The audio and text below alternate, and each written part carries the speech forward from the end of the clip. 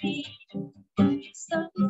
dan puji, sembah dan puji yang sang raja, sembah dan puji, sembah dan puji yang sembah dan puji yang sang raja.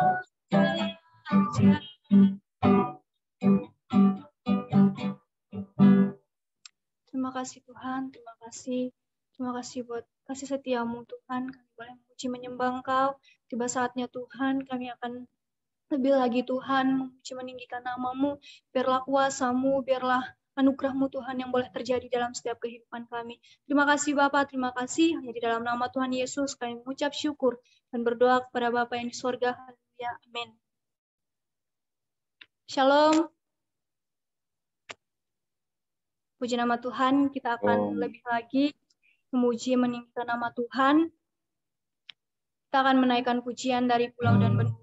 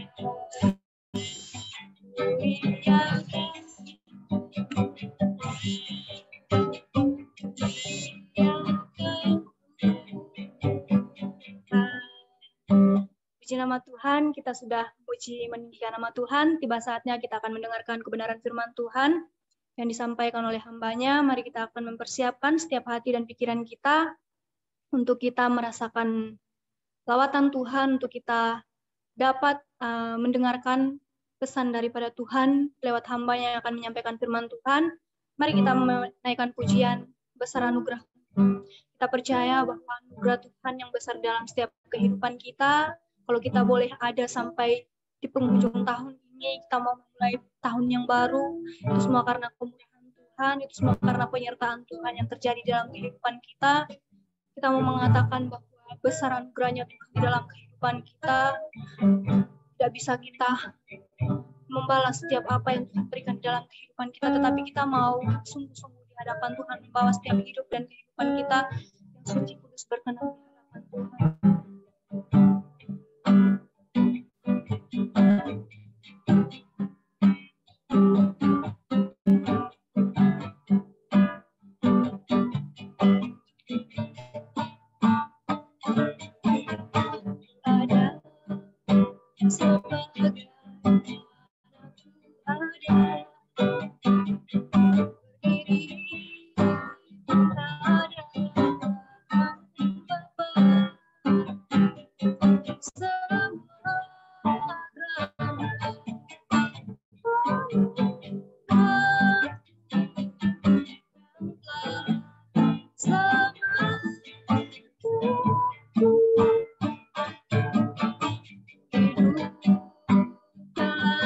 segala kelimpahan.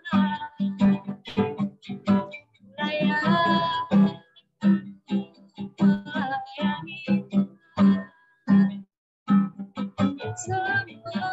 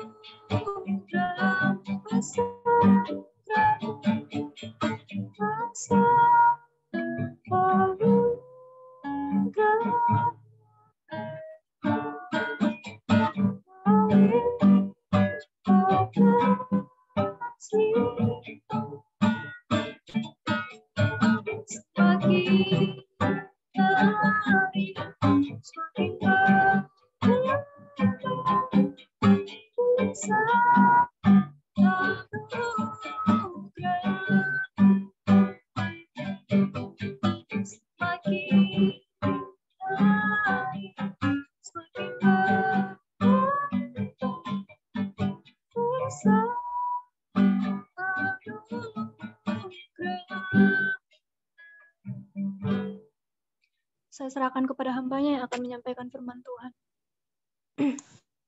Mari kita satukan hati kita berdoa.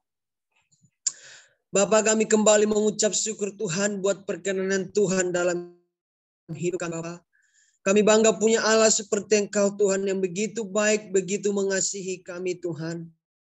Kami percaya Tuhan kalau sepanjang hari ini kami boleh melakukan tugas dan tanggung jawab kami. Kami boleh beribadah kepada Tuhan, merayakan hari kelahiran-Mu Tuhan ke dunia ini. Kami percaya Tuhan sebuah kelahiran yang begitu luar biasa dan membawa sukacita, membawa damai dalam kehidupan kami. Dan juga Tuhan ibadah malam hari ini, di dalam perayaan Natal Ikmas Tesum malam hari ini. Sekalipun Tuhan kami tidak banyak, tapi kami percaya Tuhan Yesus selalu hadir di dalam setiap kami. Kami percaya firman-Mu berkata 2-3 orang berkumpul kumpul demi namaku, aku akan hadir di tengah-tengahnya. Bapa, kami percaya Engkau hadir di setiap hidup kami. Kami percaya ibadah ini tidak akan sia-sia ya Bapa. Di dalam nama Tuhan Yesus, kalau kami sudah memuji Tuhan, menyembah Tuhan, dan mengagungkan nama Tuhan, dan tiba saatnya Tuhan, kami mau duduk diam benar-benar dengarkan firman Tuhan. Berikan kami kefokusan, hati benar-benar dengaran-dengaran akan firman Tuhan. Apapun Tuhan yang akan hamba sampaikan, itu semua guna hormat, memuliakan nama Tuhan. Dan apapun yang keluar dari bibir mulut hamba-Mu, itu semua berasal daripada Tuhan. Di dalam nama Tuhan Yesus, kami sudah berdoa dan mengucap syukur. Haleluya. Amin. Shalom saudara-saudariku sekalian. Ya, apa kabarnya teman-teman, saudara-saudari?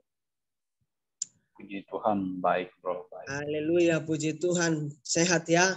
Pastinya saya percaya kita semua sehat. Saya percaya kita semua dalam lindungan Tuhan. Amin. Karena kita orang-orang yang bersandar dan orang-orang yang mengandalkan Tuhan. Ya, pasti ya. Teman-teman, saudara-saudariku, sebelumnya saya ucapkan dulu selamat hari Natal untuk kita semua. Merry Christmas dimanapun kita berada saat ini. Hari ini telah lahir bagi kita Sang Juru Selamat. Ya, di Bethlehem, di kandang domba, di kandang yang begitu hina. Tapi kelahiran Yesus membawa sukacita, membawa damai di dalam kehidupan kita. Orang-orang percaya pastinya merasakan sukacita ya. Dimanapun berada, setiap orang percaya.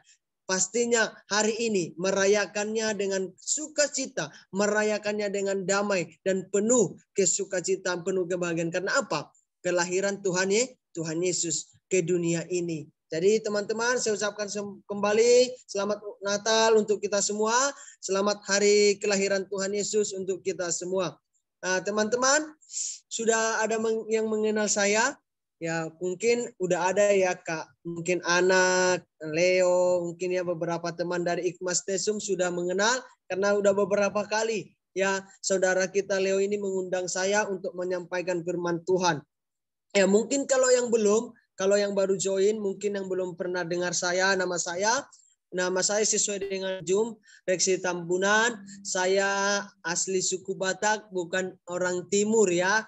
Walaupun saya ikut di pelayanan di Ikmas Tesum, tapi saya bukan orang Timur ya. Tapi saya orang Batak.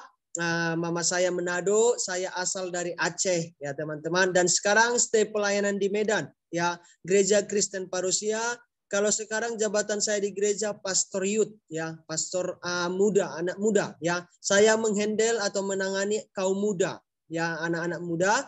Nah, saya pastor youth-nya di kaum muda. Nah, itulah jabatan saya, sekalian tangan kanan gembala, bisa disebut wakil gembala lah. Tapi belum gembala. Doakan, kata Brother Leo, katanya Bapak Gembala, amin ya.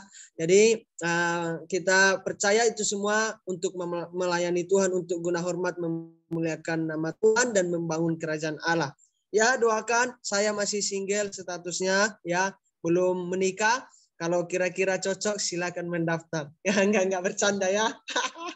Iya, bercanda ya. Supaya suasananya hidup ya, supaya enggak tegang ya. Karena kita pikirnya sedikit jadi tegang gitu enggak ya. Jadi itu sedikit perkenalan. Saya lulusan STT ya. Saya lulusan STT di Solo, Jawa Tengah ya. STT Teos, dan udah lulus ya, sudah lulus. Dan sekarang sudah pelayanan ya, oke. Tema yang diberikan saya oleh Ikmas Tesum itu keutamaan Kristus ya, keutamaan Kristus di dalam Kolose pasal 1 ayat yang ke-23 ya. Di sini saya melihat ya, saya membaca setelah Brother Leo memberikan ayat bagi saya langsung buka ya.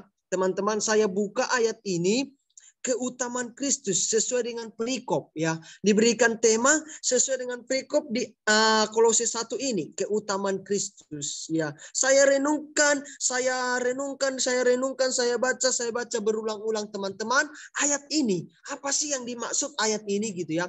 Apa sih yang dimaksud keutamaan Kristus itu? Apakah keutamaan itu dengan utamakan Tuhan atau utamakan Kristus? Apakah itu beda ataukah itu sama? Nah, saya bertanya-tanya terus di dalam firman Tuhan. Saya berdoa, Tuhan, apa sih maksud ayat ini? Tuhan, apa sih yang Engkau maksudkan dengan ayat ini gitu ya? Saya berdoa, merenungkan, baca ulang-ulang supaya saya mengerti makna ayat yang sudah diberikan bagi saya. Tapi teman-teman, Ikhmas Tesum memberikan cuma ayat yang ke-23. Ya, benar ya Saudara Leo ya? Ayat yang ke-23. Tapi teman-teman, saya akan bahas satu perikop ini ya. Kita akan bahas, kita akan pelajari bersama satu perikop ini ya. 1 Kolose 15 ayat Kolose 1 ayat 15 sampai 23. Tapi nanti kita baca cuma ayat yang ke-23 ya. Buka Alkitabnya teman-teman. Yang ada di rumah sudah ditampilkan di sana. Ya, hitungan ketiga kita baca masing-masing. Ya, saya baca dari sini, teman-teman baca di tempat masing-masing. Ya, 1, 2, 3. Demikianlah firman Tuhan. Sebab itu kamu harus bertekun dalam iman, tetapi teguh dan tidak bergoncang, dan jangan mau digeser dari pengharapan Injil yang telah kamu dengar dan yang telah dikabarkan di seluruh alam di bawah langit, dan yang aku ini Paulus telah menjadi pelayannya. Amin. Demikian firman Tuhan. Berbahagialah kita yang mendengar dan melakukan firman Tuhan ini. Ya, teman-teman, Natal Ikhmas Tesum di malam hari ini diberikan tema tentang keutamaan Kristus. Ya, apa sih keutamaan itu? Apa yang dimaksud dengan keutamaan? Ya, keutamaan artinya lebih dari segala sesuatu. Ya, artinya yang utama. Ya, yang paling unggul dari yang lain. Nah, yang dimaksud keutamaan Kristus berarti Yesus atau Kristus yang paling utama dari segala sesuatu. Ya, Yesus Kristus yang paling unggul. Ya, Yesus Kristus yang paling lebih dari segala sesuatu. Segala sesuatu artinya apa? Semuanya. Ya, baik ciptaannya, baik apapun, dia lebih utama dari yang lain. Coba perhatikan ayat yang ke-15. Sebelum saya fokus ke ayat yang ke-23, ya, saya akan kutip sedikit ayat 15 sampai ayat yang ke-22. Perhatikan di sana ayat yang ke-15. Ia adalah gambar Allah yang tidak kelihatan, yang sulung lebih utama dari segala yang diciptakan. Nah, maksud ayat ini teman-teman ada dua ya hal yang disampaikan oleh Rasul Paulus kepada kita dan khususnya kepada jemaat yang ada di Kolose. Ya, Rasul Paulus menuliskan surat ini kepada jemaat yang ada di Kolose supaya apa? Memberikan dua hal. Apa itu? Ya, yang pertama, Paulus menuliskan atau memberikan ungkapan kekaguman kepada Allah. Ya, kekaguman kepada Tuhan. Nah, yang kedua, keadilan Allah bagi seluruh ciptaannya. Nah, ini yang mau diterangkan, ini yang mau dijelaskan Rasul Paulus kepada jemaat yang ada di Kolose. Tentunya juga teman-teman kepada kita yang ada saat ini. Tidak hanya khusus di jemaat Kolose. Kak Reksi, itu kan di jemaat Kolose. Hari ini kan nggak sampai itu. Enggak. Firman itu hidup dan terus hidup sampai selama-lamanya. Tidak akan mati. Jadi itu dikatakan ayat 15, lihat. Ia adalah gambar Allah yang tidak kelihatan, yang sulung lebih utama dari yang diciptakannya. Jadi artinya teman-teman saudara-saudaraku, Yesus itu adalah gambar Allah. Ya, Kristus itu adalah gambar Allah yang tidak kelihatan kasat mata, yang kita tidak bisa melihat kasat mata. Nah, tetapi dikatakan di situ yang sulung, artinya yang sulung itu apa sih? Yang paling besar, ya, yang paling pertama, itu arti sulung. Kalau biasa anak keberapa? Anak yang paling sulung, gitu ya. Berarti anak yang paling pertama. Nah, itu yang masuk artinya Yesus itu adalah yang pertama dan yang paling utama, ya. Dikatakan di situ lebih utama dari segala yang diciptakan. Artinya teman-teman, saudara-saudariku, Yesus itu yang paling utama. Ya, dari segala ciptaannya, dari segala orang-orang atau dari segala manusia, apapun, Yesus yang paling utama.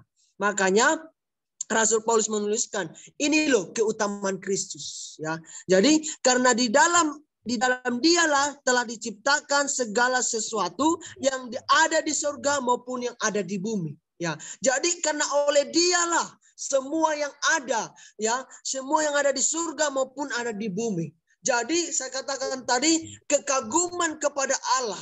Ayat 15 sampai ayat yang ke-19 itu menandakan kekaguman kita kepada Allah.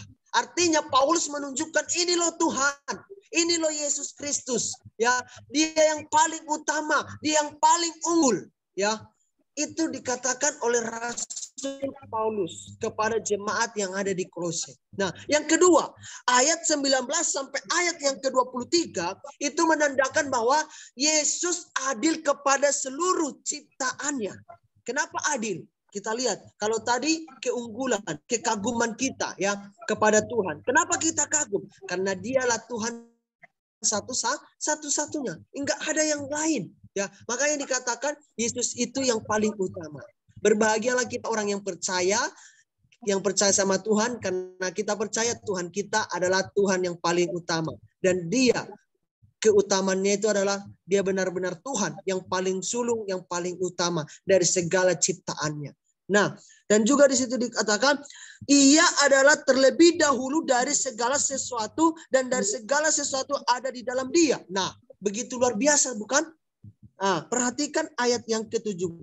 Ia terlebih dahulu ada. Makanya dikatakan yang paling utama. Dia ada dahulu sebelum ada ciptaannya. Ya, nggak mungkin ada ciptaan dulu baru ada pencipta. Benar?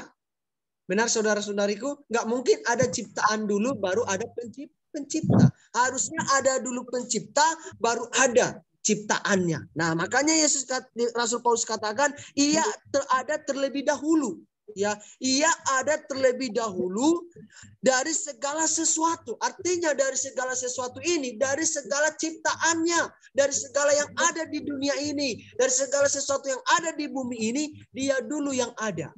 Ya, baru dikatakan dari segala sesuatu yang ada di dalam dia. Dan itu semua ada di dalam dia. Artinya dia yang membuat, dia yang menciptakan. Ya, nggak mungkin saya bisa menciptakan.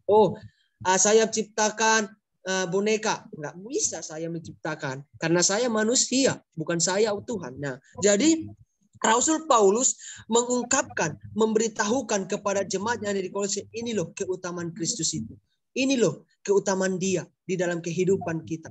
Nah, jadi saya tarik garis benangnya, itu kekaguman kita kepada Allah.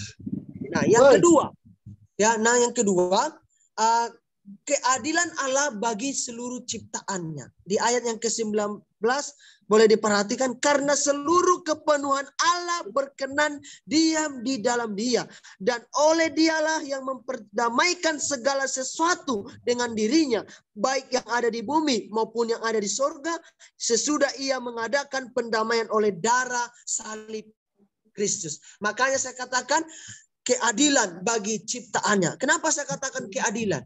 Setelah kita mengikut Tuhan, ya, setelah kita menjadi pengikut Yesus, Tuhan juga memberikan keadilan bagi kita. Dia tanggung kita, dia perdamaikan kita dengan Allah. Karena apa? Kita sudah jatuh di dalam dosa. Ya, sebenarnya kita tidak bisa melihat Allah. Kita tidak lagi bisa dekat dengan Allah. Ya, karena apa? Terputus karena dosa. Nah, jadi makanya dikatakan Rasul Paulus di ayat yang ke-20, dan oleh dialah yang mendamaikan kita. Nah, oleh dia artinya dia itu Allah, dia itu Tuhan, ya. Jadi Tuhanlah yang memperdamaikan kita, memperdamaikan dengan cara apa? Bukan dengan cara kita pegang tangan kita, dia pegang tangan yang lain terus disalaman jadi perdamaikan. Tidak. Diperdamaikan dengan apa? Dengan nyawanya, teman-teman. Perhatikan di situ, dengan darah salib Kristus. Nah, artinya Yesus memperdamaikan kita di kayu salib dengan darahnya. Artinya ini keadilan Tuhan bagi ciptaannya. Dia adil, ya. Dan yang ayat selanjutnya dikatakan juga kamu yang dahulu hidup jauh dari Allah. Benar. Orang-orang yang jauh daripada Allah, orang yang berdosa, orang yang tidak dekat dengan Allah, ya. Bahkan juga dikatakan di situ dan memusuhinya dalam hati dan pikiran seperti yang nyata perbuatanmu yang jahat. Itu manusiawi. Itulah kita manusia. Perbuatan kita jahat bahkan memusuhi Tuhan, memusuhi Kristus. Nah, makanya kita dikatakan yang jauh dari Allah, maka justru itu kita diperdamaikan dengan Allah. Dengan apa? Darah salib Kristus. Sekarang ayat yang ke-22. Sekarang diperdamaikannya di dalam tubuh jasmani Kristus oleh kematiannya, yang menempatkan kamu kudus dan tak bercela dan tak bercacat di hadapannya. Nah, ini yang mau Tuhan kasih kepada kita. Nah, aku sudah menanggung kamu. Aku sudah mengampuni dosamu dan pelanggaranmu. Aku sudah perdamaikan kamu dengan Allah. Dengan darahku di salib Kristus. Kata Tuhan. Kamu harus juga, apa di sana dikatakan? Di dalam tubuh jasmani Kristus oleh kematiannya, menempatkan kamu kudus. Nah, menempatkan kita kudus. Tak bercela, tak bercacat di hadapannya. Nah, ini maksudnya keutamaan Kristus itu. Jadi kalau contohnya Timotius pada waktu itu berjumpa dengan Tuhan. Apa kata Tuhan? Follow me. Gitu. Dia katakan sama Matius, follow me, ikuti saya. Di situ tidak sekedar Yesus berkata kepada Pak Matius, ikutilah saya. Dan apa yang terjadi? Matius meninggalkan apa? Pekerjaannya. Apa pekerjaan Matius sebelum itu? Pemungut cukai. Nah, dengan gampang dia berkata, ikutlah aku. Dan dengan gampang Matius meninggalkan pekerjaannya, lalu mengikuti Tuhan. Nah, artinya dia mengerti, oh ini loh Tuhan yang sebenarnya. Ini aku loh Tuhan. Nah, jadi kita benar-benar mengerti, ya, arti yang rasulnya mengikuti Tuhan. Nah, itu yang diungkapkan Rasul Paulus tentang keutamaan Kristus. Nah, kita masuk kepada tema kita. Ayat yang diberikan bagi semua. Ya, ayat yang ke-23. Kita masuk ke ayat yang ke-23. Pertanyaannya teman-teman. Ya. Di dalam keutamaan Kristus, apa yang harus kita lakukan? Ya, ketika kita tahu tadi ini loh keutamaan Kristus. Nah, bahwa Yesus sudah lahir bagi kita, ya. Yesus telah lahir di kandang domba di Bethlehem yang begitu hina di dalam kehidupan kita. Yesus telah lahir membawa sukacita, membawa kedamaian bagi kita. Di Natal ini, di momen Natal ini, tidak hanya sekedar kita merayakan dengan pernak-pernik yang begitu luar biasa, menghiasi rumah, menghiasi gereja, tidak sekedar itu, menghiasi pohon Natal, tidak sekedar itu. Hidup kita juga harus kita hiasi. Hiasi dengan apa? Bukan dengan pernik-pernik Natal. Kita hiasi dengan hidup kita penuh dalam kebenaran. Kalau kita tahu keutamaan Kristus itu apa, dan kita juga harus ikuti dengan selaras. Dan makanya dikatakan tadi di situ, dia menempatkan kamu kudus, ya, tak bercela, tak bercacat, ya, sampai nanti kedatangan Tuhan Yesus, ya. Sampai kedatangannya, sampai kesudahannya kita didapati dengan keadaan kudus, tak bercela, tak bercacat. Nah, itu juga yang harus kita lakukan. Nah, di momen Natal ini, mari kita mengerti apa itu keutamaan Kristus. Nah, setelah kita mengerti, dan kita juga harus mengutamakan Tuhan. Ya, kemarin saya sudah bilang sama Brother Leo, bro bisa nggak saya ubah temanya gitu kan? Dikit Brother, tapi saya sudah buat di flyer katanya. Jadi artinya teman-teman, ketika kita mengerti keutamaan Kristus, kita juga perlu mengutamakan Kristus. Jadi tidak sekedar kita ngerti, oh keutamaan Tuhan itu apa di dalam hidup kita. Keutamaan Kristus itu apa di dalam hidup kita. Apa sih maksud keutamaan Tuhan itu? Nah, kita sudah tahu keutamaan dia apa. Keutamaan dia itu menyelamatkan kita. Banyak hal keutamaan dia. Keutamaan juga dia adalah Tuhan yang paling sulung yang paling utama. Nah, itu keutamaan dia bagi kita, menyelamatkan kita dan memperdamaikan kita dengan Allah. Nah, apa yang harus kita balas? Ya, apa yang harus kita buat? Ya, apakah kita mau mengutamakan Tuhan? Nah, kita balik juga. Kita mau utamakan Kristus dalam hidup kita. Nah, apa yang harus kita lakukan? Sesuai ayat yang ke-23. Ya, dikatakan di sana, sebab itu kamu harus bertekun di dalam iman. Nah, ya, itu dikatakan Paulus. Sebab itu kamu harus bertekun di dalam iman. Yang pertama, apa yang kita lakukan di dalam keutamaan Kristus. Nah, apa yang juga kita harus lakukan untuk kita dapat mengutamakan Tuhan. Ya, ada berkata, Kak, aku sudah mengutamakan Tuhan. Apa yang kamu utamakan? Aku rajin ke gereja, rajin beribadah, rajin berdoa, gitu ya. Pokoknya komsel apa semua rajin aku. Ya, itu. Tapi perbuatan sehari-harinya tidak sesuai. Nah, artinya kalau kita mengutamakan Tuhan itu balance, sejalan. Kalau kita rajin berdoa, rajin beribadah, rajin merayakan Natal atau segala macam berbau rohani, perbuatan kita juga harus kita balance. Ya, jangan sekedar kita beribadah. Orang percaya teman-teman di gereja rame itu hanya sekedar Natal. Benar? Setelah Natal, gereja sepi. Ya, biasa kalau ibadah minggu, sepi gereja.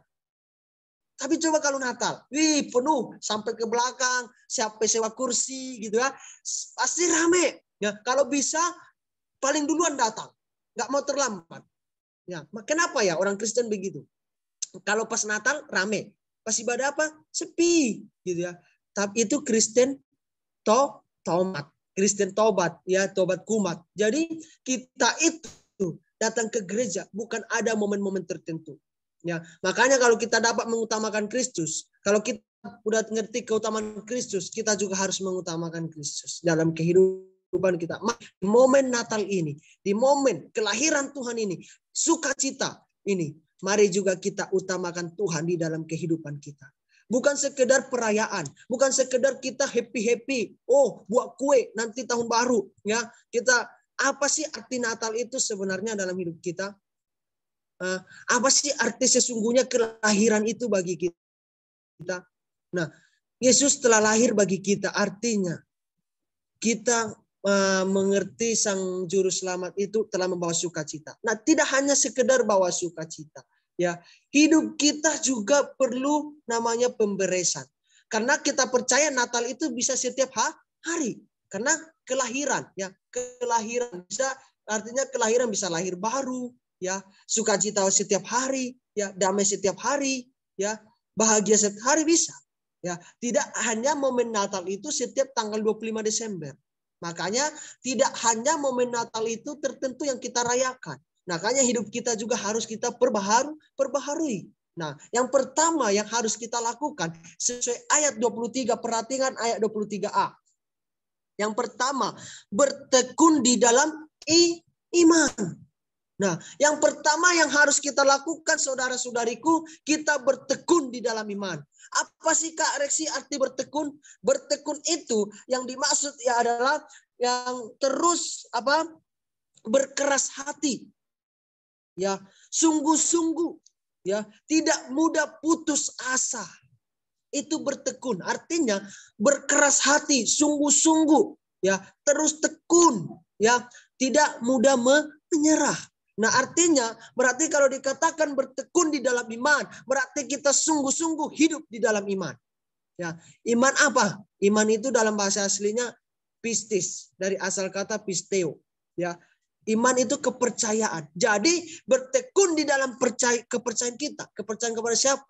Kepada Tuhan Yesus tentunya. Ya, jadi artinya teman-teman, kita bertekun di dalam iman, artinya bertekun di dalam kepercayaan kita kepada Yesus. Nah, jangan sampai kita sudah mengenal Yesus, kita tahu arti kelahiran Tuhan Yesus, tapi iman kita merosot, iman kita pudar. Ya, bahkan kita bisa meninggalkan Tuhan. Begitu banyak teman-teman saudara-saudara kita meninggalkan Tuhan. Akibat apa? Kurang di dalam iman. Makanya saya katakan ayat 23 ini bertekun di dalam iman. Jadi mari kita di momen Natal ini, di dalam keutamaan Kristus, mari kita bertekun di dalam iman. Ya, bertekun di dalam iman berarti kita sungguh-sungguh apapun yang kita hadapi, apapun tantangan kita, problema kita, pergumulan kita, ya, apapun yang kita hadapi, kita harus bertekun di dalam iman. Contohnya, ada perempuan di Kanaan, ya, seorang perempuan yang ada di Kanaan, imannya begitu luar biasa, benar, ya, besar kali imannya. Apa yang terjadi? Ya, di situ sesuatu terjadi percakapan antara Yesus dengan perempuan itu. Perempuan itu orang yang tidak percaya, ya, orang yang tidak percaya kepada Tuhan. Tetapi ada pergumulannya, ada penderitaan yang dihadapi. Tetapi ketika imannya besar dan imannya menyelamatkan, menekannya. Apa yang di situ? Bisa nanti teman-teman buka di dalam Matius pasal 15, ya, tentang perempuan Kanaan. Nah, artinya iman kita juga perlu namanya proses, perlu diuji. Ya, tekun nggak iman kita kepada Tuhan? Ya, di akhir-akhir ini kan COVID-19 kita dipisahkan oleh jarak, dipisahkan oleh harus online. Ya, walaupun saat ini sudah bisa onsite. Ya, kita juga harus bertekun di dalam iman. Nah, itu yang diajarkan Rasul Paulus kepada jemaat yang ada di Kolose. Mari bertekun di dalam imanmu. Ya, karena apa? Yesus sudah perdamaikan kita di kayu salib dengan darahnya. Nah, jadi teman-teman kita juga harus bertekun di dalam iman. Ya, karena apa? Karena kita sudah mengenal Sang Juru Selamat kita, karena ada kedamaian, ada sukacita, damai di hati kita. Jadi kita perlu juga bertekun di dalam iman.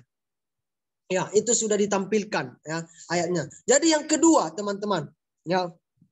Sebelum yang kedua, nah, iman adalah dasar dari segala sesuatu. Paulus menjelaskan apa arti iman adalah dasar dari segala sesuatu yang kita harapkan dan bukti dari segala sesuatu yang kita tidak lihat. Ya, nah, Ibrani pasal 11 ayat 1 itu arti iman. Jadi iman itu dari segala sesuatu yang kita harapkan, segala sesuatu yang kita harapkan dan yang kita tidak lihat. Apa sih yang kita harapkan? Nah, itulah iman. Nah, artinya ketika ada harapan kita, ketika ada pergumulan kita, ketika ada keinginan kita, harapan kita, mari kita sandarkan kepada Tuhan. Dan itulah iman kita. Sekalipun kita tidak lihat, dan itu kata Paulus tadi, yang kita tidak dapat lihat, yang kita tidak lihat. Dan itu juga harus kita imani. Nah, itu arti iman. Jadi kita harus benar-benar bertekun di dalam iman. Sekalipun Kak Reksi, aku sulitlah biaya-biaya kuliahku, biaya kehidupanku sulit Kak Reksi. Aku sudah beriman kok. Ya, bertekun, percaya. Ketika engkau tekun di dalam imanmu, percayalah Tuhan akan memberkati. Ya, di momen Natal ini, kalau di tahun yang lalu, mari kita tutup tahun ini dengan iman kita sesungguhnya kepada Tuhan. Banyak sekali saya lihat teman-teman orang yang sudah banyak meninggalkan Tuhan. Akibat apa? Imannya goyah. Imannya runtuh daripada Tuhan. Mulai dia imannya dipertanyakan. Dia sudah tidak tekun di dalam iman. Jadi mari kita orang percaya saat ini tekun di dalam iman. Yang kedua, apa yang kita harus lakukan ya ketika kita tahu keutamaan Kristus itu dalam hidup kita. Yang kedua, ayat yang ke-23 B. Perhatikan ayat 23B di sana dikatakan, dan jangan tetap teguh dan tidak bergoncang. Itu ayat yang ke-23B. Nah, apa yang harus kita lakukan saudara-saudari? Tetap teguh dan tidak bergoncang. Artinya apa sih yang dimaksud dengan tetap teguh? Tetap teguh artinya kokoh, kuat, ya, erat. Nah, apa itu bergoncang? Goyang, ya, naik turun, ya, ke sana ke sini, menjadi tidak tetap, berubah, tidak teratur. Itu namanya goyang. Artinya kita disuruh kokoh dan kuat dan tidak mudah diombang-ambingkan. Tidak mudah goyah, tidak mudah goyang. Ada sedikit masalah goyah, sedikit punya pergumulan goyah. Nah, hidup kita juga dikatakan Rasul Paulus tetap teguh dan tidak bergoncang. Nah, kita mau tetap teguh di hadapan Tuhan. Ya, sekalipun ada permasalahan, sekalipun ada pergumulan, sekalipun berat permasalahan kita, berat tantangan kita, tapi ketika kita teguh, ketika kita kuat dan kita tidak akan bergoncang. Ya. Kalau pondasi yang kuat, teman-teman, tidak akan mudah roboh. Benar? Kalau kita mau bangun sesuatu, bangun gereja, bangun rumah, bangun apapun, kalau pondasi kuat, ya tidak akan mudah goyah. Ketika ada badai, ketika ada angin, selalu kuat. Coba kalau teman-teman bangun rumah di atas pasir, ya, percaya nggak akan roboh ketika ada ombak? Roboh? Iya, pasti roboh kan? Kenapa? Pasir kan nggak ada tenaganya. Ya, ketika ada air, tenggelam, ya, tumbang. Tapi coba bangun rumah di atas batu karang, pasti kuat. Kenapa? Karena di atas batu, karena kuat kokoh, ya tidak mudah digoyahkan. Nah, begitu juga dengan iman kita. Nah, tadi bertekun dalam iman, yang kedua di kata Paulus, tetap teguh, tetap kuat dan tidak bergoyang, tidak bergoncang. Sekalipun ada badai, percayalah Kak Reksi, ada kok badai, ada kok masalah. Bagaimana aku bisa kuat? Iya, memang selalu ada badai, selalu ada persoalan. Tapi kalau kita tetap kuat, kita tetap kokoh, badai itu akan bisa kita lalui. Kalau apa? Iman kita tekun di dalam Tuhan. Dan kalau kita bangun dasar yang kuat bersama dengan Tuhan. Jadi di momen Natal ini, jangan sekedar merayakan Natal. Ya, jangan sekedar memuaskan perayaan-perayaan yang begitu sukacita, tapi kita terlena dengan apa? Dengan keenakan, dengan sukacita yang ada, dengan kebahagiaan yang ada, kita terlena. Juga kita perlu namanya tetap kuat, tetap teguh. Jangan sampai kita tergoyah. Jadi mari menutup tahun ini, kita juga harus tetap teguh dan kuat, ya, tidak goncang. Nanti ketika buka tahun ajaran tahun baru, ketika sudah tahun 2022, kita merasakan berkat-berkat Tuhan. Nah, karena apa? Kita sudah punya pondasi yang kuat. Ya, karena kita sudah punya pegangan yang kuat, yang teguh, yang kokoh bersama dengan Tuhan. Ketika kita memasuki tahun yang baru dengan penuh tantangan yang baru, sekalipun banyak pendeta bilang sama Tuhan, oh tahun 2022 penuh dengan berkat, penuh dengan sukacita, penuh dengan kebahagiaan, penuh dengan ini, penuh dengan ini. Itu mengenakan jemaat, ya, selalu meninabobokan. Emang kita sudah pasti itu memang benar-benar membawa sukacita. Tahun yang 2022 kita nggak tahu, ya, tapi kita percaya tahun 2022 kita membawa sukacita, ya.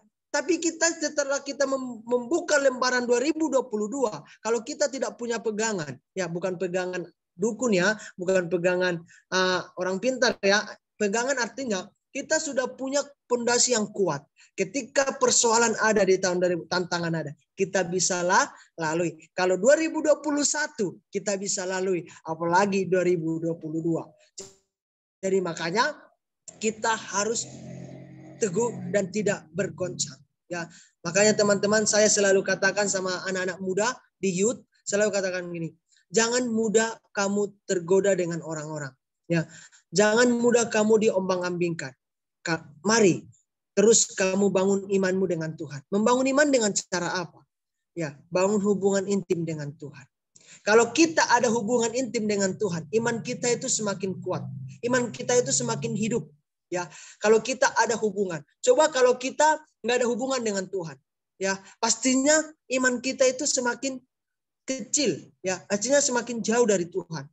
Percaya dengan saya, contohnya nih, kalau saya dengan bapak saya, kalau saya tidak dekat, pasti jarak kami jauh. Ya, ibaratnya bukan anaknya sendiri.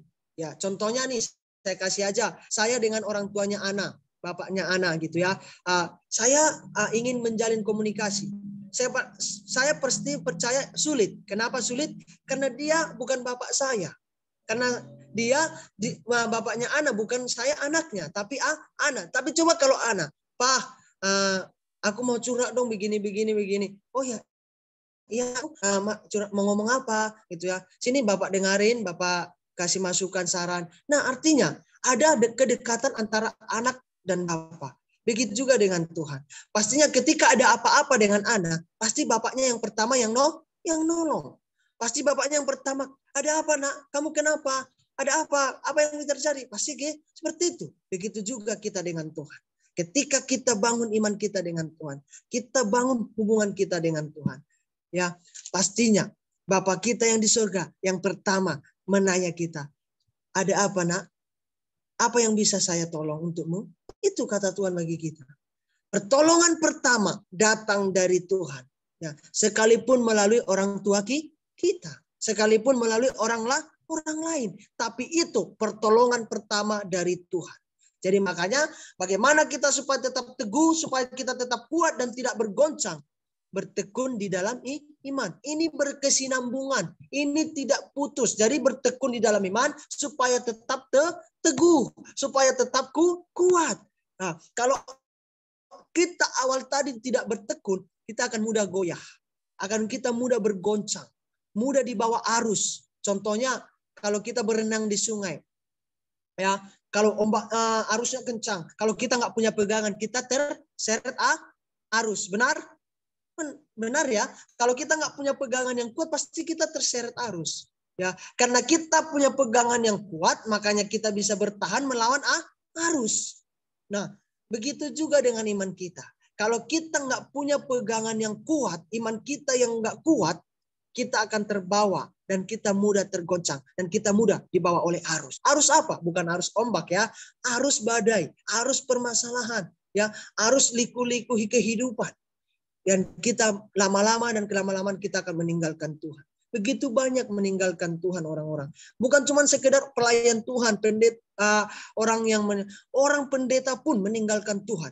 Ya, teman saya sendiri ya udah bersama-sama dengan saya pelayanan di lapangan, tapi masih bisa meninggalkan Tuhan.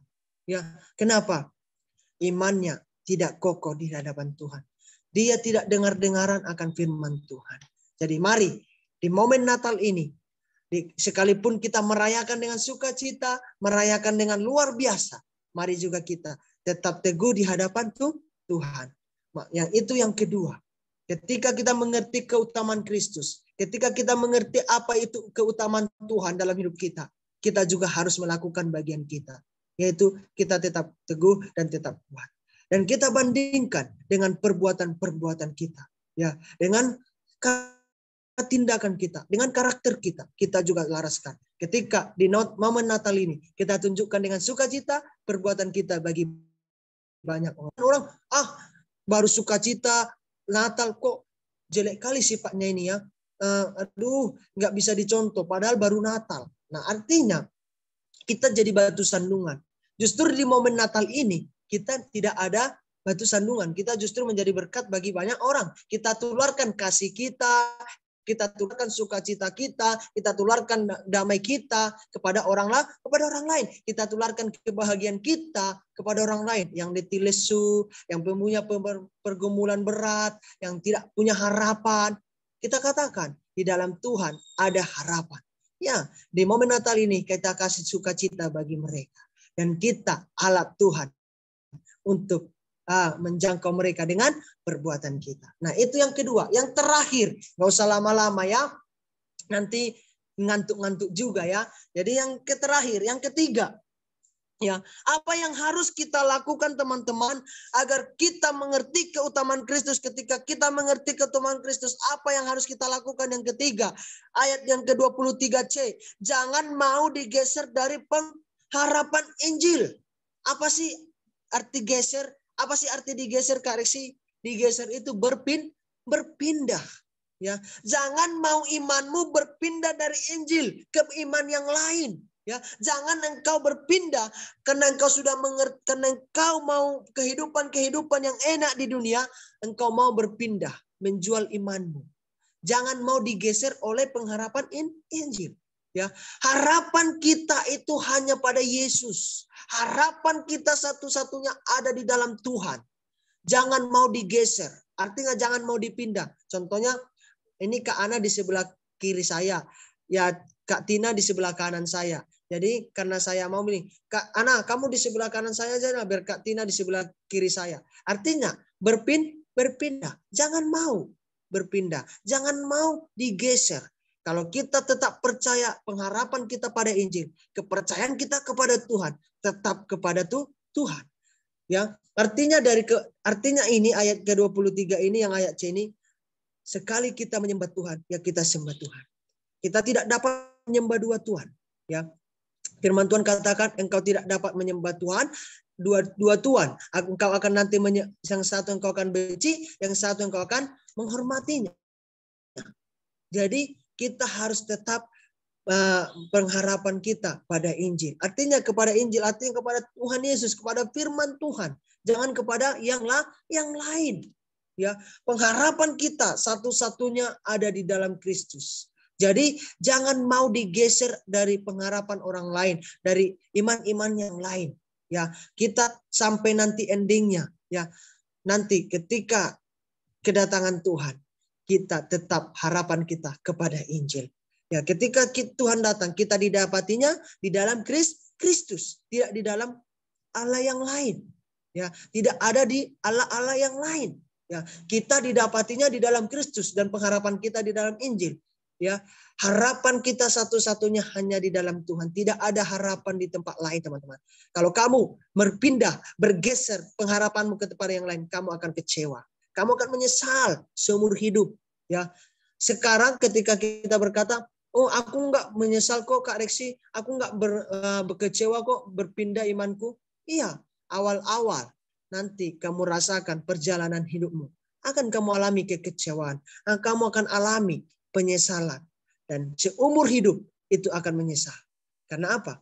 Di dalam Kristus hanya ada harapan. Dan di dalam Kristus satu-satunya jalan menuju ke surga. Ada ini banyak pepatah katakan. Kak Reksi, banyak kok jalan menuju Roma. Tapi hanya satu jalan menuju surga. Benar? Benar? Hanya satu jalan menuju surga? Yang setuju dengan saya boleh angkat jempolnya. Ya, banyak orang berkata begini. Banyak kok jalan menuju ke Roma, banyak jalan menuju ke kota Sumba, banyak jalan menuju ke kota timur gitu kan? Iya, banyak memang jalan. Ya, bisa kita jalan sini, jalan sana. Tapi satu jalan menuju ke surga, yaitu jalan bersama dengan Tuhan. Jadi berbahagialah kita yang saat ini hidup di dalam Kristus, hidup di dalam Tuhan. Kita hanya ada jalan kita di dalam Kristus. Jadi berbahagialah kita yang hidup di dalam pengharapan Injil. Jangan mau digeser, jangan mau berpindah. Itu kata Rasul Paulus. Dan apa dikatakan selanjutnya di sana? Dan perhatikan, yang telah kamu dengar dan yang telah dikabarkan di seluruh alam di bawah langit. Ya, dan aku ini Paulus telah menjadi pelayannya. Itu kata Tuhan. Jadi yang sudah dikabarkan, yang sudah didengar oleh jemaat yang ada di Kolose, ya sudah dikabarkan di seluruh penjuru, dan bahkan kata Paulus, aku ini loh Paulus yang sudah pelayan Tuhan. Ya, harus kamu lakukan. Itu kata Paulus. Coba saya ubah atau kita ubah, ya. Kita ubah, ya gini. Yang telah kamu dengar dan yang telah telah dikabarkan di seluruh alam di bawah langit, dan yang aku ini Reksi Tambunan telah menjadi pelayan Tuhan. Coba katakan bagi nama kita sendiri, ubah namamu, ya. Katakan itu, perkatakan itu. Coba ubah nama kita. Ini loh aku, Ana, pelayan Tuhan Yesus sendiri. Ini loh aku, Tina, pelayan Tuhan Yesus sendiri. Ini loh aku, Leo. Ini loh aku, Kak. Siapa lagi nih? Kak Karel, Kak Laura, Kak Novita.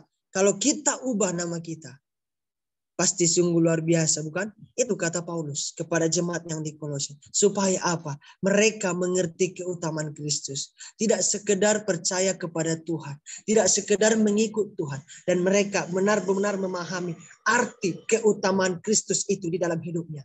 Dan ketika mengerti keutamaan Kristus, dan kita juga harus lakukan bagian kita. Apa bagian kita? Mengutamakan Tuhan di dalam hidup kita. Ya. Ketika Tuhan sudah mengutamakan kita, apa Tuhan utamakan kita? Dia apa? Ganti kita di kayu salib. Aturannya kita, saudara-saudariku, yang mati, yang menanggung di kayu salib. Ya, oleh darah Yesus kita ditebus. Ya, harusnya kita yang mati. Ya, kita yang terpampang di kayu salib, kita yang dipaku, ya, kita yang dicambuk, kita yang diludahi, kita yang dipasang mahkota kawat duri. Bukan Tuhan. Tetapi Dia turun dari tahtanya yang kudus. Menebus kita dari dosa kita. Begitu luar biasa bukan? Itulah Tuhan kita. Hanya Tuhan kita yang bisa seperti itu. Tidak ada Tuhan yang lain. Ya, hanya Tuhan kita. Itulah keutamaan Kristus. Dan apa yang harus kita lakukan bagian kita? Ya, apa yang kita harus lakukan? Menjadi pelaku-pelaku firman Tuhan. Ya. Dan juga apa amanatnya satu lagi? Beritakanlah Injil Kristus. Ya, itu amanat agung. Kita juga harus lakukan. Nah, dari di momen Natal ini, dan kita tidak hanya sekedar merasakan sukacita, kita tidak sekedar merasakan kebahagiaan, kita tidak sekedar merasakan kedamaian karena Natal, tapi kita juga benar-benar melakukan firman Tuhan. Dan kita menjadi pelaku-pelaku firman Tuhan. Dan ini yang Tuhan katakan bagi kita. Bagi saya, bagi saudara-saudari semua, ini firman Tuhan. Benar-benar kita lakukan, benar-benar kita praktekkan dalam hidup kita. Tidak hanya sekedar kita dengar. Ya, jangan kita hanya Kristen KTP. Ya, Kristen KTP maksud saya di momen-momen tertentu, di Paskah Kristen, di Natal Kristen, di kebangkitan Tuhan Kristen. Ya, tapi selebihnya apa? Kehidupan duniawi. Ya, jangan yang seperti itu. Jadi mari saya mengajak kita, mau hari biasa, mau hari besar, mau hari apapun, kita tetap menjadi pelaku-pelaku firman Tuhan. Kalau kita sudah mengerti keutamaan Kristus di dalam hidup kita, kita juga harus mengutamakan Tuhan. Yang pertama apa? Bertekun di dalam iman. Yang kedua apa? Tetap teguh dan tidak bergoncang. Yang ketiga, jangan mau digeser dari pengharapan Injil. Dan ini kita lakukan dalam hidup kita. Pasti Tuhan memberkati kita dan Tuhan akan melimpahi kasih-Nya, sukacitanya bagi hidup kita. Semoga firman ini menjadi berkat bagi kita dan kita boleh berbuah dan buah kita boleh dinikmati banyak orang. Amin. Ini firman Tuhan. Mari kita satukan hati kita berdoa, kita tundukkan kepala kita berdoa kepada Tuhan. Bapa, terima kasih Tuhan, terima kasih Yesus. Engkau sungguh Allah yang baik, Engkau sungguh Allah yang luar biasa dalam kehidupan kami. Bapa, kami bersyukur Engkau telah lahir ke dunia ini Tuhan. Engkau telah lahir menunjukkan sukacita, memberikan kami kasih, memberikan kami sukacita. Begitu banyak Tuhan Engkau berikan sukacita bagi kami setelah Engkau lahir ke dunia ini Tuhan.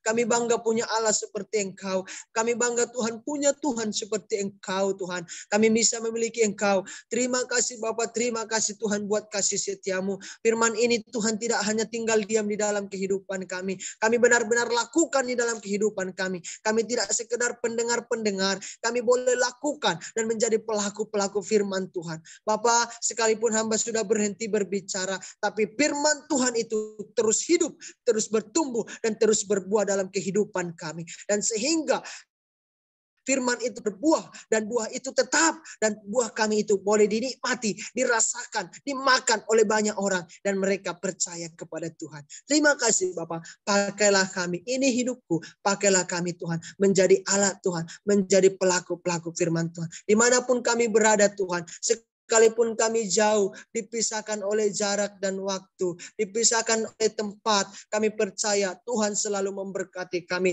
melindungi kami. Ikmas Tesum, komunitas ini Tuhan berkati, pakai menjadi saluran berkat bagi banyak orang, menjadi Tuhan garam, menjadi terang bagi banyak orang, pengurus-pengurus yang ada, admin yang ada, bahkan juga Tuhan yang bukan Ikmas Tesum yang ada hadir malam hari ini, Tuhan berkati. Kami ibadah malam ini tidak membawa kesia-siaan, tapi kami membawa berkat yang daripada Tuhan. Ketika kami mengikutinya, kami tidak membawa apa-apa. Setelah kami mengikuti ibadah malam hari ini, kami mendapat berkat yang daripada Tuhan. Terima kasih Tuhan. Terima kasih Yesus. Ini kami Tuhan. Ini kami Bapa.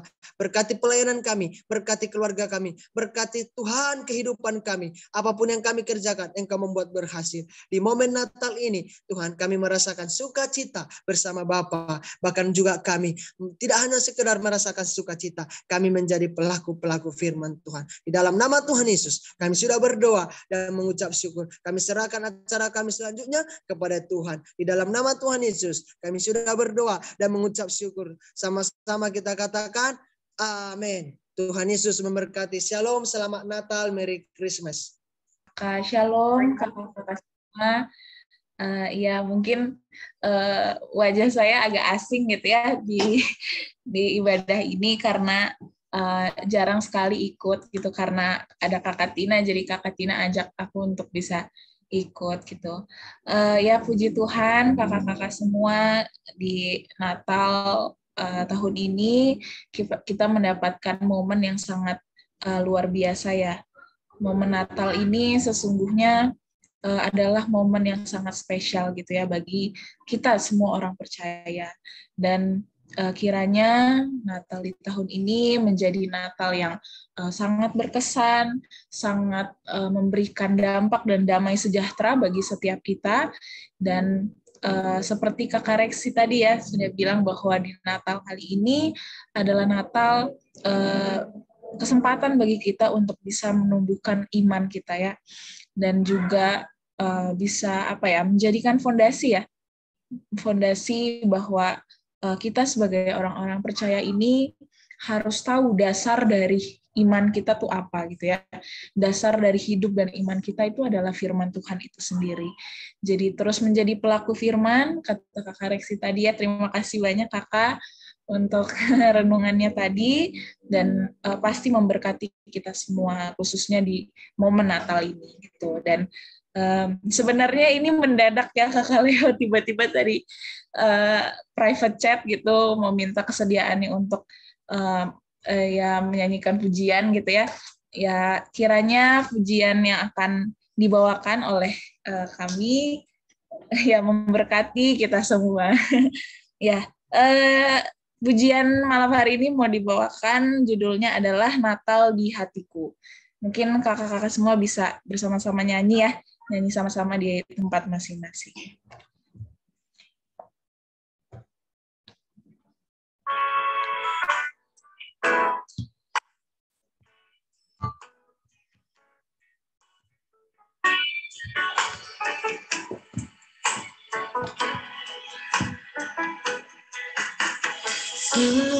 Seperti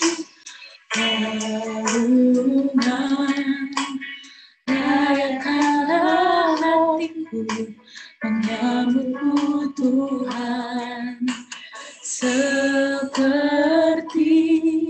emas kemenyatanmu, biar hidupku berkenan padamu. Sebab Natal tak akan berarti tanpa kasih-Mu.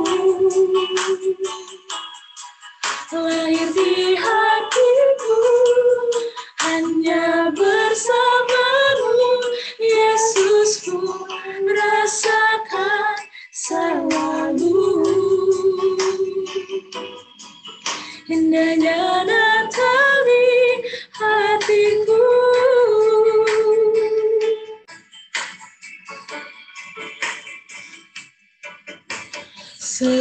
Seperti naungan layakkanlah hatiku menyambutmu Tuhan, seperti emas kemenyatanmu, biar hidupku berkenan padamu. Sebab Natal tak akan berarti tanpa kasih-Mu. Lahir di hatiku hanya bersama-Mu, Yesusku, rasakan selalu. Indahnya Natal di hatiku.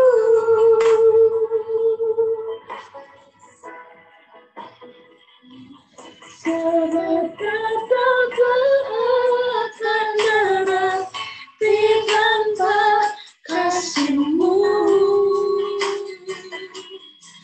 Lahir di hatiku hanya bersama-Mu, Yesusku, rasakan selalu. Indahnya Natal di hatiku. Puji Tuhan, terima kasih. Amin. Wow, Puji. luar biasa. Saya sedikit bercerita, bersaksi teman-teman. Jadi di momen Natal ini sebenarnya saya, sekalipun orang bilang sukacita, damai, ya kan, tapi hati kecil saya sedih teman-teman. Ya, kenapa saya katakan sedih? Saya melihat teman-teman saya pulang gitu kan, pulang ke daerah masing-masing, disambut oleh kedua orang tua, disambut oleh keluarga gitu ya. Dalam hati saya, Tuhan, kok aku nggak bisa gitu kan? Tuhan, kok aku nggak pernah gitu? Kok sedih banget ya setiap momen Natal aku nggak pernah bersama keluarga gitu. Jadi selalu perenungan saya, kapan saya bisa bersama dengan keluarga gitu. Jadi teman-teman, saya dari kecil sudah ditinggalkan kedua orang tua. Ya, mama saya dari saya bayi, mama saya sudah nggak ada, nggak tahu kemana perginya, ke mana dia berada, nggak tahu saya. Sampai sekarang umur saya yang sudah 25 tahun, saya nggak pernah ketemu gitu ya. Dan yang kedua, bapak saya 6 tahun saya sudah dipanggil Tuhan dengan cara dibunuh orang. Jadi teman-teman, mulai saya besar sampai saya sekarang gini, saya tidak pernah merasakan Natal bersama dengan keluarga. Jadi ketika saya melihat di sosmed orang-orang teman-teman banyak kali aduh selamat Natal papa mama gitu kan dinyanyikan. Saya selalu meneteskan air mata ketika mendengar lagu-lagu itu. Kenapa saya katakan demikian teman-teman? Karena mendengar lagu bisa dia ungkapkan rasa sayangnya, rasa kasihnya kepada kedua-dua orang tuanya. Tapi saya nggak bisa. Saya mau ungkapkan kepada siapa? Ya udah saya ungkapkan sama Tuhan aja. Itu ya. Jadi saya ungkapkan hanya sama Tuhan gitu ya. Cuman ya sekedar di hati kecil memang ya walaupun sedih gitu ya. Kadang saya menangis gitu ya, melihat orang-orang itu bisa bahagia, enak banget, masih punya orang tua, masih bisa dipeluk orang tua yang selamat Natal papa mama sambil dinyanyikan gitu ya. Kok aku nggak pernah Tuhan, apakah ada dosa, ada pelanggaran dalam hidupku? Selalu saya katakan demikian. Setiap tahun saya memang sedih gitu ya. Walaupun orang melihat, Kak Riksi sukacita luar biasa ya, damai gitu. Tapi orang tuh nggak tahu di dalam hati kecil saya selalu sedih, sakit gitu ya. Ketika momen-momen Natal tertentu, karena apa? Nggak bisa sama orang tua. Ada teman saya selalu japri gini, selamat Natal Kak Riksi, udah kumpul sama keluarga belum? Selalu tersentuh itu. Jadi teman-teman saya katakan ketika di momen Natal itu, ketika teman-teman masih ada orang tua, ketika masih ada papa mama, ayo kasihi mereka, sayangi mereka. Ketika di momen Natal ungkapkan rasa sayang kalian, rasa hormat kalian kepada kedua orang tuamu. Ketika nanti mereka tidak ada, teman-teman baru merasakan sedih yang seperti saya rasakan sekarang ini gitu. Karena apa? Sudah terlambat ya, tidak bisa memberikan rasa sayang kepada kedua orang tua kita. Jadi saya selalu bilang sama orang gini, hormati kedua orang tuamu, sayangi mereka, bersyukur kamu punya kedua orang tua. Ya, kamu nggak melihat di luar sana banyak orang yang tidak punya orang tua. Salah satunya saya katakan demikian. Kamu justru harus sayangi orang tuamu itu. Seperti bagaimana kamu menyayangi hartamu, begitu juga kamu sayangi kedua orang tuamu, saya katakan. Jadi teman-teman, di momen Natal ini, mari kita cintai kedua orang tua kita sayangi mereka selagi mereka ada, selagi mereka hidup. Biar momen di Natal ini menjadi semakin sukacita bagi kita. Yang bagi perantau yang nggak bisa pulang, tetap bersukacita bersama dengan Tuhan. Seperti saya rasakan, walaupun saya perantau, saya mau pulang juga nggak ada orang tua. Ya, saya mau di sini juga ya sangat ada orang tua ya sama aja gitu ya. Walaupun saya punya orang tua angkat, tapi beda rasanya ya. Ketika menyanyikan momen Natal juga beda rasanya, enggak sama seperti ketika kita bersama dengan orang tua kita yang kandung. Jadi saya bersyukur punya keluarga di tempat ini, di Ikmas Tesum, dia di tempat lain saya punya banyak keluarga yang bisa mengasihi saya, yang bisa merangkul saya, dan saya punya Tuhan yang begitu luar biasa. Jadi teman-teman, jangan pernah menyerah, jangan pernah berputus asa. Ketika kamu nggak punya orang tua, masih ada Tuhan. Walaupun di hati kecil masih sedih dan gitu ya, kecewa gitu. Bukan kecewa sih, tapi sedih lah istilahnya gitu ya. Jadi kita nggak bisa bersama dengan orang tua. Mungkin sedikit kesaksian Kak Leo supaya menguatkan orang teman-teman kita yang ada yang hadir malam hari ini. Terima kasih Kak Leo. Tuhan Yesus memberkati. Pada kita pada malam hari ini sekalian pujian besar anugerah.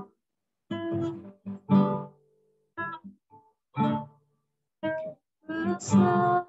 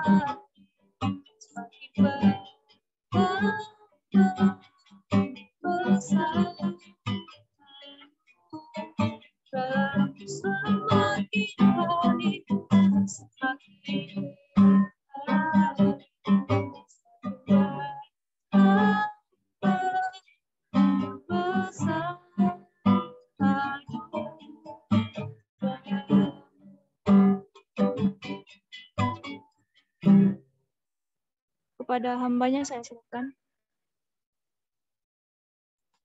Baik teman-teman, kita akan mengakhiri ibadah perayaan Natal kita malam hari ini.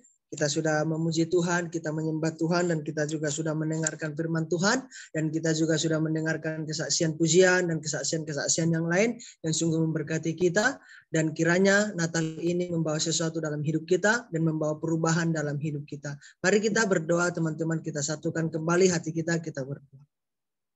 Bapak, terima kasih Tuhan, terima kasih Yesus, Engkau sungguh luar biasa dalam kehidupan kami. Kami bangga punya Bapa seperti Engkau Tuhan yang begitu sayang kepada anak-anaknya Tuhan. Engkau tidak pernah meninggalkan kami. Terima kasih Tuhan, Engkau mau lahir ke dunia ini untuk kami ya Tuhan. Kami percaya Bapa, kelahiran-Mu mendatangkan sukacita.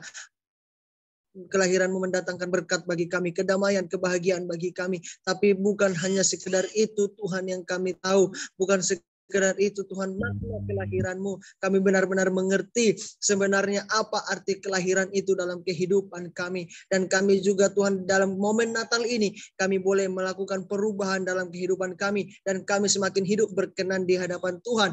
Dan kami menjadi pelaku-pelaku firman Tuhan. Dan iman kami semakin kuat, semakin teguh, dan pondasi-pondasi iman kami semakin tangguh ya Tuhan. Dan kami mengerti dasar dari segala sesuatu yang kami harapkan ya Bapa, dan kami yang tidak kami lihat, itulah iman kami ya Bapa. Terima kasih Tuhan, di momen Natal tahun 2021 ini akan kami tutup dengan berkat, dengan pertolongan Tuhan. Dan nanti 2022 akan kami buka dengan kehidupan kami yang baru bersama dengan Tuhan. Terima kasih Bapak, berkati Tuhan seluruh pelayan Tuhan di malam hari ini, baik Ana, baik hamba-Mu, Bro Leo, bahkan juga Tuhan semua yang hadir, yang ikut menyaksikan dan ikut beribadah ke Tuhan pada malam hari ini. Engkau memberkati kami semua, jeripaya kami, waktu kami tidak akan sia-sia. Tuhan akan memberkati kembali kepada kami. Di dalam nama Tuhan Yesus, kami nanti selesai dan kami kembali ke tempat kami tidak mendatangkan kesia-siaan, tapi kami membawa berkat yang daripada Tuhan. Mari teman-teman, arahkan hatimu kepada Tuhan dan angkatlah kedua tanganmu. Terimalah berkat dari Allah Bapa Tuhan kita Yesus Kristus. Dia yang menyinari engkau dengan wajahnya yang kudus, dan memberikan engkau kasih karunia dan sukacita dan melimpah atas hidup kita. Dari sekarang sampai Maranatha, sampai kedatangan Tuhan Yesus yang kedua kali, kita didapati dengan keadaan setia. Di dalam nama Tuhan Yesus, terimalah berkat ini dan menjadi pelaku firman Tuhan. Di dalam nama Yesus, haleluya, amin. Bapak, terima kasih, terima kasih. Bisa nyanyikan Kak Ana?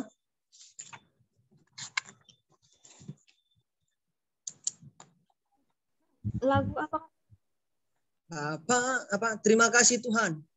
Terima kasih Tuhan. Ya, untuk kasih setiamu. Untuk mengakhiri dua berkatnya tadi.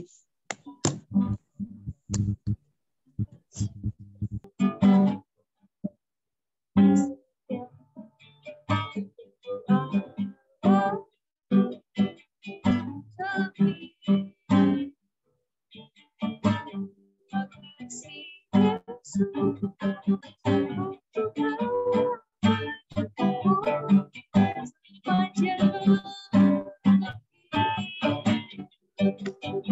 kasih.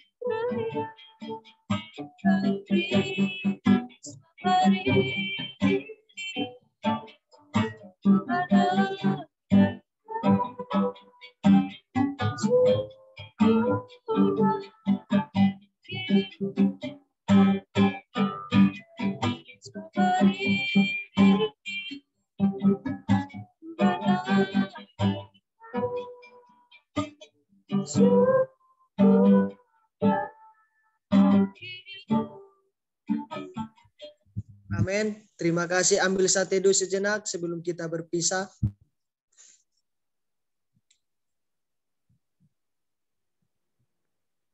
Amin. Ya, nggak ada dokumentasi nih Kak Leo? Ada. Oke. Teman-teman semuanya bisa on cam, nanti saya dokumentasi dari sini.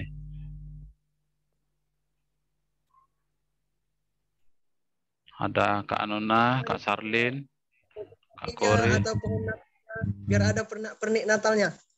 Iya. Kasih pohon Natal di samping. Ya, orang Siana tuh enak tuh pohon Natal 3 lagi. Iya. Oke. Udah semua ya? Oke.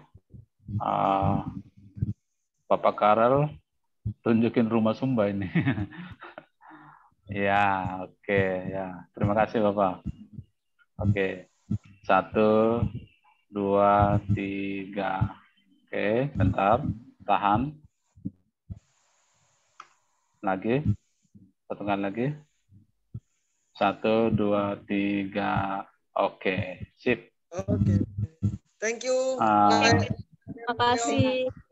Semua ya teman-teman. Terima kasih buat firman Tuhan ya kakak. Terima kasih Kak. Terima kasih semua. Terima kasih Nana. Oke, baik. Terima kasih ya Bro Lexi. Selamat Natal sama-sama semua. Bro. Tuhan berkati. Bro, sukses pelayananmu ya. Happy Merry Christmas. Bapak Karel kayaknya mau ada menyampaikan sesuatu tadi. Bisa di on mute ya. Ya, terima kasih buat semuanya ya. Bisa di mute Bapak?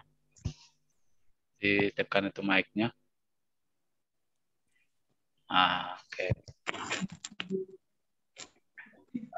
Ya, selamat malam Pak. Ini grup kami ini grup khusus anak-anak dari Sumba. Kebetulan tahun lalu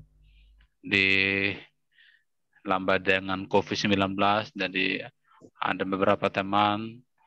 Pertama kami punya grup IKMA Stesi, Ikatan Mahasiswa Teologi se-Indonesia begitu. Jadi kami juga punya kerinduan untuk dari Sumba, akhirnya adakan juga satu grup Ikatan Mahasiswa Teologi dan Pendidikan Agama Kristen Sumba, begitu Pak. Jadi saya salah satu pengurusnya dari Sumba, yaitu ketuanya begitu. Jadi yang membawai teman-teman dari, ya saya di Mojokerto Bapak, di Pacet sini. Saya harapkan setelah kalian selesai dengan pendidikan bisa kembali ke Sumba, supaya lewat kalianlah misi penginjilan di Sumba itu lebih intensif.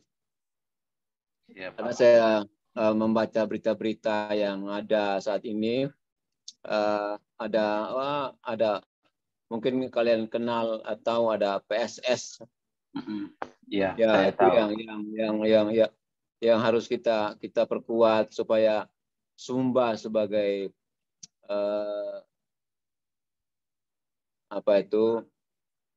banyak mayoritas dari kita itu tetap dipertahankan. Dan masih banyak hal yang perlu dibenahi di Sumba. Saya kenal Pak Filipus yang ada di Kodi kalau tidak salah itu, bagaimana misi mereka supaya menghilangkan tradisi adat dari kita, supaya sungguh-sungguh kita bersama Tuhan itu sungguh-sungguh dalam Tuhan. Jadi tidak menyimpang daripada ajaran yang lain. Itu yang saya harapkan dari setelah kalian selesai pendidikan bisa kembali ke sana, kita memperkuat iman daripada saudara-saudara kita yang masih ada di Sumba. Dan Tuhan berkati kalian. Amin. Terima kasih. Amin. Terima kasih banyak Bapak sudah meluangkan waktunya untuk ibadah bersama kami walaupun padat banyak kegiatannya di sana. Tapi bersyukur bisa gabung. Sebenarnya tadi Pak Ketua IKBS juga mau join Pak Hermanus, tapi karena beliaunya lagi berhalangan untuk rapat di Bandung, jadi tidak bisa join juga Pak. Jadi terima kasih banyak Bapak sudah bergabung. Tuhan berkati. Ya inilah kami anak-anaknya di sini. Sebenarnya kami ada banyak Bapak, karena mereka pulang libur semua. Jadi Sumba kan tahu sendiri kekurangan jaringan. Bukan Mas, ya seperti itulah. Jadi memang kami juga